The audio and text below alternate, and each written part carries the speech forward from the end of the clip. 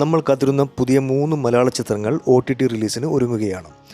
വിനീത് ശ്രീനിവാസൻ നായകനായി അഭിനയിച്ച M. മോഹനൻ സംവിധാനം ചെയ്ത ഒരു ജാതി ജാതകം റീസെൻ്റ്ലിയാണ് തിയേറ്ററുകളിൽ എത്തിയത്. തിയേറ്ററുകളിൽ ചിരിയുടെ അമിട്ട് കൊളുത്തിയ ചിത്രമാണ് ഇത്. ബാബു ആൻ്റണി, നിഖില വിമൽ തുടങ്ങിയവരും അഭിനയിച്ചു. മനോരമ മാക്സിലൂടെ മാർച്ച് 14 മുതൽ ഒരു ജാതി ജാതകം OTT റിലീസിന് ഒരുങ്ങുന്നത് എന്നാണ് റിപ്പോർട്ട്. ഗൗതം വാസുദേവ മേനോൻ സംവിധാനം ചെയ്ത് മമ്മൂട്ടി നായകനായി എത്തിയ സിനിമയാണ് Dominic and the ladies purse.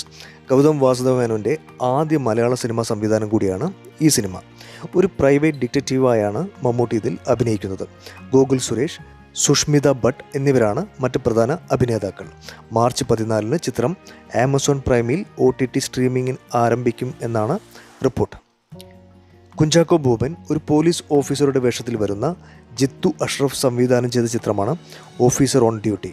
കഴിഞ്ഞ മാസം തിയേറ്ററിലെത്തിയ ചിത്രം കുഞ്ചാക്കോ ബോബൻ്റെ കരിയറിലെ തന്നെ വൺ ഓഫ് ദി ബെസ്റ്റ് മൂവിയായി. ക്രൈം ത്രില്ലർ ജോണറിലുള്ള ഈ സിനിമയുടെ തിരക്കഥ ഒരുക്കിയത് ഷാഹി കബീറാണ്. പ്രിയാമണി, ജഗദീഷ്, വിശാഖ് നായർ തുടങ്ങിയവരാണ് മറ്റ് പ്രധാന വേഷങ്ങളിൽ എത്തിയത്. തിയേറ്ററുകളിൽ നല്ല വിജയം കൈവരിച്ച ഈ ചിത്രം മാർച്ച് 20 നെറ്റ്ഫ്ലിക്സിൽ ആരംഭിക്കുമെന്നാണ് റിപ്പോർട്ട്. കൂടുതൽ അപ്ഡേറ്റ്സിനായി ചാനൽ സബ്സ്ക്രൈബ് ചെയ്യൂ and stay tune for more videos. Thank you.